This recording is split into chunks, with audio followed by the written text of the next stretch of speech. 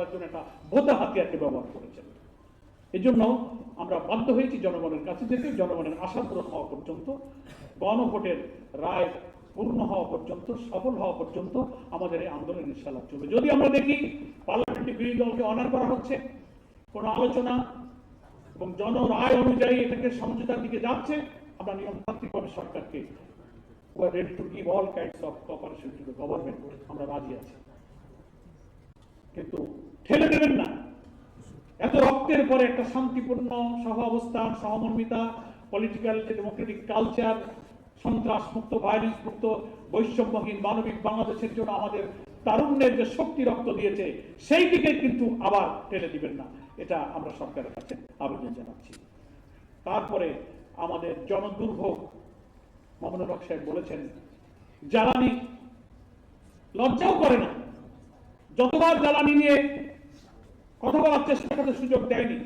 বিরোধী দলের একজন নেতা ব্যারিস্টার নাজিব মোমেন এই জ্বালানি সংকটের জন্য উনি নোটিশ দিয়েছিলেন, স্পিকার সে নোটিশকে খারিজ করে দিলেন, আলোচনা হতে দেওয়া হলো না। প্রশ্নোত্তরে যখন বলা হচ্ছে তখন বিদ্যুৎ জ্বালানি মন্ত্রী, অন্য মন্ত্রীরা উত্তরে বলছেন দেশে কোনো জ্বালানি সংকট নেই। পররাষ্ট্র প্রতিমন্ত্রীও বললেন, আজব ব্যাপার, মানুষ আসে পেট্রোল পাম্পে বিশাল বিশাল শত শত ঘরের লাইন, মাটির নিচে গ্যালন গ্যালন পেট্রোল ঢুকানো হচ্ছে, বাঁশবাগানে পেট্রোল পাওয়া যাচ্ছে, কবরস্থানে পেট্রোল পাওয়া যাচ্ছে, পাম্পে লম্বা লাইন, মন্ত্রী পার্লামেন্টে হাসেন আর বলেন সংকট নেই। তো হয় কেন এই লম্বা লাইন? ম্যানেজমেন্টে আমাদের মামুনুল হক সাহেব বলেছেন যে দুর্নীতি, সিন্ডিকেট, অব্যবস্থাপনার চরম সংকটে জাতিকে ঠেলে দিয়ে এই সরকারের পক্ষে যে দেশ চালানো সম্ভব নয়।